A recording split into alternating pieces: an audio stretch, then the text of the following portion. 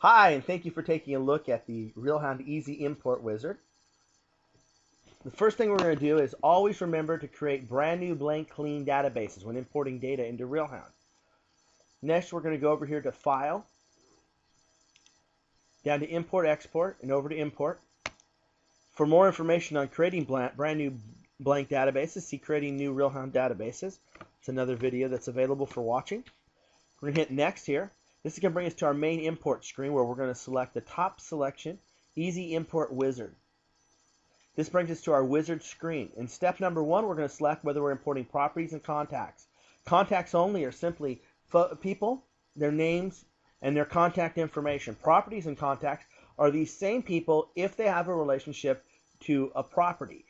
You'll actually bring them in under that relationship.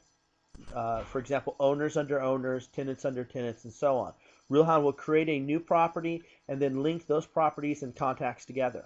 In step 2, we're going to create a brand new blank clean Excel database to put this information into. We're going to call this one class 3.xls. We're going to hit select, and Realhound puts that in there for us. In step 3, we're going to create this Excel file. Here we are taking a look at our new Excel file. Now the way this works is you want to copy and paste all of the data that you have in your Excel file into this Realhound Excel file. We want to, of course, not bring over the header line, and we're going to paste that data underneath the header line here for Realhound. Now we don't want to adjust anything on this header line. We just want to paste the data in. These names on this Excel spreadsheet represent where Realhound will put the data eventually. So here the first one we're going to look at is property address street number. We can bring information into that and property address street, or we can bring information into property address full, depending on how our information is set up in the Excel spreadsheet we have. So anywhere you see an address, you're going to have these options here. Now if you have street name and street number separate plus full address with street name and number together, you want to use one or the other, not both of them. If you use both of them, it'll duplicate it. So choose one or the other. As we move over here, we can take a look at lots of property information, lots of different information about the property. We get over to the owner section, and we see owner information like owner name first, owner name last, and owner name full. Just like street address, you don't want to paste information into both of these. You'll end up with duplicates. So choose owner name first and last, or owner name full, depending on how nice your data is in each one. You can take a look, or if you have both of them. Next, we'll take a look at, and that's going to be the same way anywhere in the database where you have name information. So give you that option there. So we go over lots of owner information, management information, sales information, and we get all the way over here to leasing information. Now, when you're working with leases, there's a few things that you need to take a look at and be cognizant of. Here's our lease information. We have lease names, first and last or full, just like we did with owner. Then we have lease space / suite. This is a trigger field. So if you have lease information, it will not come into Realhound unless you have a suite / space here. You can paste in the suite if you have that separately in your data. You can paste the address into here. You can place a placeholder like 555 or enter suite space here. Anything you want. But as long as for each one of these rows there's a suite space, then you can that data will actually come into Realhound properly and create that link between your lessor and your property. Next, we can take a look at our user-defined text. There are 2,200 fields in Realhound. This spreadsheet import is limited to 255. So there will be information associated with the property that you're not going to have spaces for if you have a very detailed property record. And you can paste that information over here in the user-defined text fields. We have 10 of those, and that information can be moved later on once you get it in the database over into the field where it belongs. We have 2 user-defined numbers here you can use, and we have 3 notes fields for you to paste information into. Now, if you're bringing information over into the owner's field that you don't have a spot for, you want to use a related field, something close that's under the Owners tab. This information is going to align itself underneath the property field.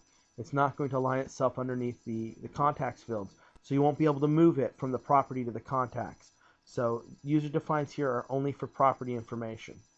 Okay, next we're going to save this spreadsheet and close it. Just hit the little save button here in the top, boom, and then we go close it. Now once Excel is closed out completely, we can continue on with our import, and we'll go down here to step 4, importing Excel file. Now you can work with this Excel spreadsheet without Realhound open, not on the same computer, wherever you'd like. That Excel spreadsheet's just an Excel spreadsheet. If you work with that Excel spreadsheet and you want to bring it in, just make sure it's listed here. Skip step 3, you don't want to recreate it, and go right to step 4. Or if you're going to import from an Excel spreadsheet you have imported in the past, you can locate it here, skipping step 3, and go right down to step 4. But these need to be the Realhound created Excel spreadsheets. Alright, in step 4, it brings us to our last window before the import actually starts up.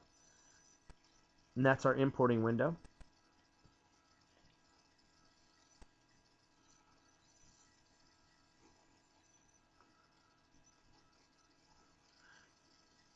Takes just a second here.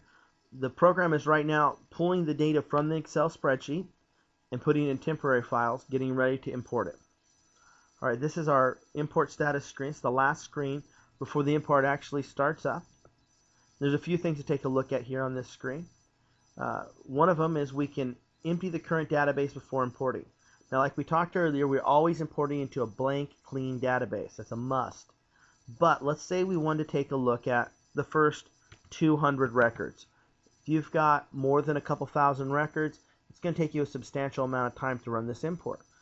Putting 200 here and importing X number of records allows you to bring in just the first 200 records and take a look at those kind of as a proof set, and you can adjust things around, make sure it's the way you like it.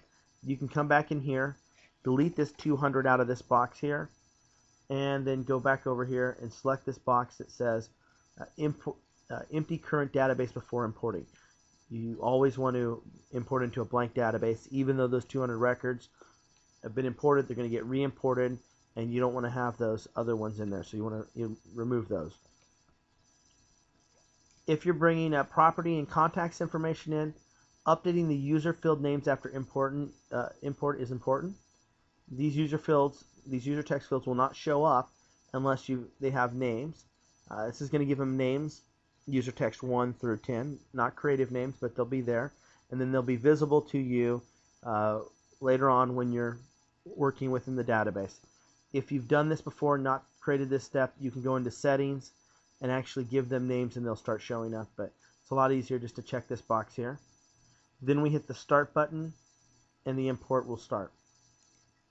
Once the import's finished up, it's going to bring you back here to the main contact record, and the last step of doing any successful import is go to File, log in the database. Looking at this database that we are working with here, we want to go over and hit Tune Up Database. Everyone's out of it because we just created this new database for importing. We'll hit Next, and it'll tune this database up, and it's good to take a look at. Keep in mind, you always want to perform a tune-up before you do any importing or database combining, and it will create a backup for you named right here. So if you have any questions about reverting to a backup, see the video marked reverting to a backup. Thanks for taking a look at this, and have a great day.